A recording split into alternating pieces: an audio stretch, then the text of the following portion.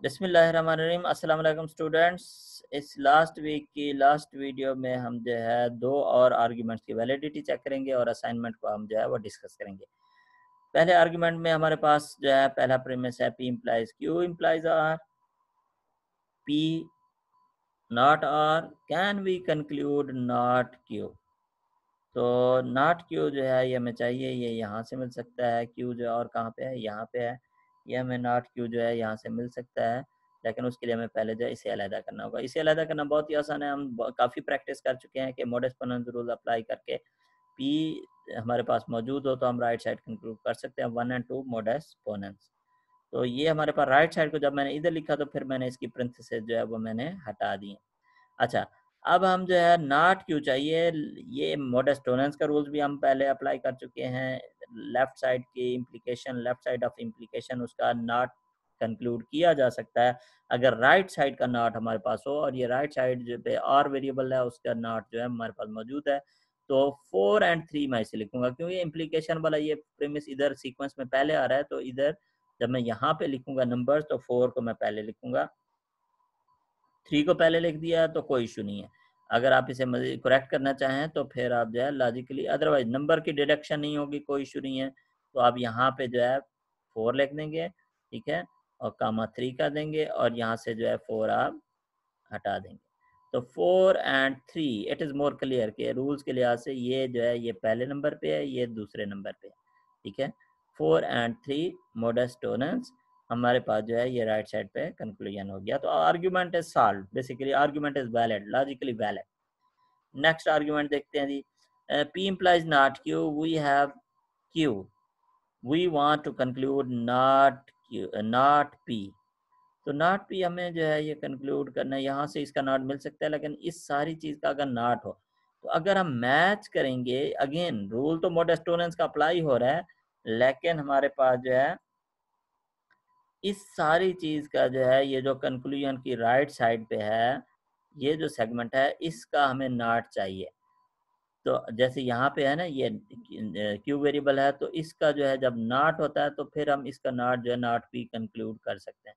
तो इसका नॉट हमें मिल सकता है अगर हम यहाँ पे तो क्यूब के साथ बिल्कुल कोई नॉट है ही नहीं।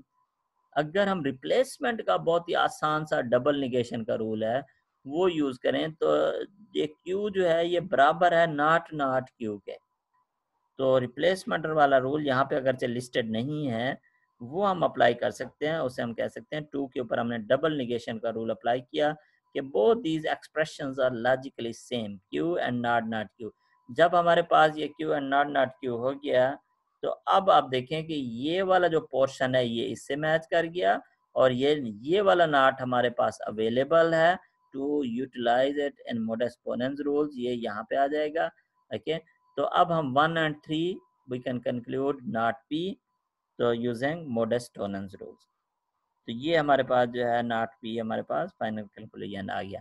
तो दैट वाज इजी आर्ग्यूमेंट। इस वीडियो में जो है दोनों आर्ग्यूमेंट्स बहुत ही आसान थे। पहले भी मैंने आपको बताया कि लेक्चर नोट्स में और आर्ग्यूमेंट्स की एग्जांपल्स दी गई हैं, उनको भी सॉल्व करना है। और जो मैंने पैराग्राफ आपको दिखाया है उनमें से एक तो आपका असाइनमेंट है और बाकी दो को भी आप खुद से एज ए प्रैक्टिस वर्क खुद से सॉल्व करने की कोशिश करें। अगर कोई इशू हो, कोई कन्फ्यूजन हो तो आप जो है मुझसे पूछ सकते हैं, ऑनलाइन लेक्चर्स में भी पूछ सकते हैं, व्हाट्सएप में भी पूछ सकते हैं। अच्छा जी, तो वीडियो एंड करने से पहले जरा असाइनमेंट डिस्कस कर लेते हैं। Prove the validity of the following logical arguments. If paper is easy then, अभी इसको हम पहले भी डिस्क्राइब कर चुके हैं तो फिर दोबारा देख लेते हैं। If paper is easy then marking will be strict, if paper is difficult then marking will be lenient, if marking will be strict then I will get low grade, if paper is difficult then I will get poor grade। Paper is easy or paper is difficult, therefore I will get low grade or I will get poor grade। तो may be इसमें आप देखिए कि कोई और rule जो अभी मैंने इस वीडियोस में नहीं यूज़ किए वो शायद यूज़ हो सकते हैं, ठीक है। तो लेकिन उससे पहले आपने करना ये है कि इस असाइनमेंट को सॉल्व करने के लिए आप इसे वेरिएबल की फॉर्म में लिखना है आपने, कि इसको फर्ज करें वेरिएबल ए कह देते हैं, बिल्कुल वेरिएबल ए कह देते हैं। इसे आप पेपर विल बी स्ट्रिक्ट, या आप इसे इजी का ई ले लें, ई ले लें, इसे स्ट्रिक्ट का एस ले लें, या आप इसे जो है वो बी कह दें, ठीक है। तो A implies B, A paper is difficult. अब यहाँ पे देखें पेपर जो है वो कहीं पे डिफिकल्ट का वो है, तो इसे आप वेरिएबल डी कह दें, ठीक है, या आप इसे जो है सी कह दें, इसे मैं चलें सी कह देता हूँ। Okay, C implies marking will be lenient.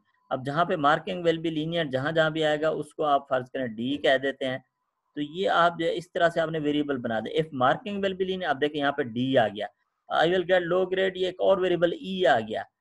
If paper is difficult, paper is difficult ऊपर आ चुका है, यस ये एज ए सी आ चुका है, तो यहाँ पे ये सी आ जाएगा। C implies I will get poor grade, ये एक और वेरिएबल ई एफ आ गया। ओके, तो पेपर इज इजी और पेपर इज डिफिकल्ट। तो पेपर इज इजी जो है वो ए है, पेपर इज डिफिकल्ट जो है वो सी है। ए और सी, ये लास्ट वाला प्रेमिस बन जाएगा। तो इस तरह से आप जो है, ये मैंने एज ए सैंपल यूज किया एबीसी। आप अपनी मर्जी से मीनिंगफुल वेरिएबल भी यूज कर सकते हैं, और बजाय एक करेक्टर के आप कंप्लीट वर्ड भी यूज कर सकते हैं, लेकिन सेंटेंस पूरा ना यूज कीजिएगा कि आप जो है पेपर इज इजी का जो है पूरा एक वेरिएबल बना दें यहाँ पे स्ट्रिंग में बीच में हाइफन डाल के। वो मुनासिब नहीं है, लिखने में टाइम भी ज़्यादा लग जाएगा और सॉल्व करते हुए भी कंफ्यूजन हो सकती है। तो आपने इस असाइनमेंट को ऐसे सॉल्व करना है, पहले इस पैराग्राफ को जो है वेरिएबल की फॉर्म में लिख लेना है, उसके बाद आपने इन्फ्रेंस रूल्स को अप्लाई करना है और बैकवर्ड रीजनिंग करनी है कि I will get low grade और I will get poor grade. R है ना, या तो इन दोनों में से कोई एक मिल जाए, दूसरा एडिशन लगा के आप लगा सकते हैं, या एक रूल है, अगर मैं प्रीवियस स्लाइड पे जाऊं तो ये वाला रूल है, ये वाला देखें कंस्ट्रक्टिव डायलेमा, ये वाला रूल है, शायद मुझे लगता है कि शायद ये ना यूज हो, हिंट दे रहा हूँ आपको असाइनमेंट का, कि इसके कंक्लूजन में आर के साथ दो सेगमेंट जो है वो कंक्लूड हो रहे हैं, बाकी किसी और में आर के साथ नहीं हो रहा है, ये इसमें भी हो रहे हैं आर के साथ। ये दो रूल्स हैं, तो या ये वाला रूल भी अप्लाई हो सकता है, इसका ये पहला प्रेमिस है, ये दूसरा प्रेमिस है, ठीक है। ये नीचे, उसके बाद नीचे ये जो है ये अब्जॉर्प्शन का रूल है, जो सेपरेट स्लाइड में मैंने दिखाया था उसमें ज़्यादा क्लियर है। तो ये वाला रूल है, इसमें दो प्रेमिस हैं और इसमें जो है ये हमारे पास कंक्लूजन है। तो ये रूल भी यूज़ हो सकता है, ये वाला भी हो सकता है, ज़रा ट्राई कीजिएगा, इनमें से जो भी हो जाए तो आपने ज़रा अटैम्प्ट करना है और ख़ुद से अटैम्प्ट करना है और समझ के अटैम्प्ट करना है।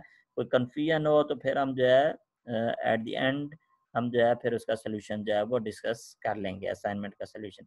तो यहाँ पे हमारा जो है एआई का कोर्स जो है वो सिलेबस जो है वो एंड होता है। Best of luck, see you इंशाल्लाह। Zoom online video classes and video lab, जिसमें हम जो है लैब में प्रोलॉग जो है वो करेंगे इंशाल्लाह, ठीक है।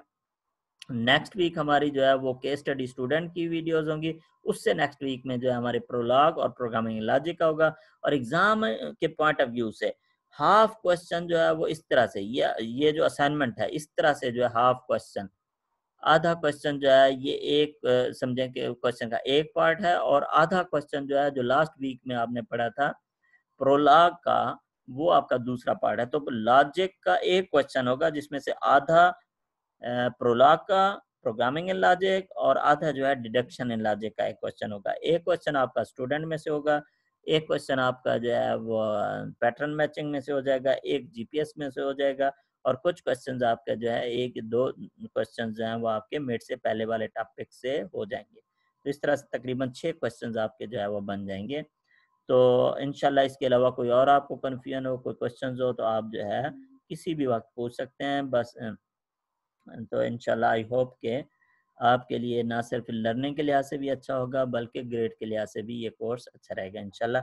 सिर्फ आपने ज़रा थोड़ा सा एफर्ट करनी है, टाइम बहुत कम रह गया जी। Best of luck, see you इंशाल्लाह in next video online AI classes. अस्सलाम वालेकुम।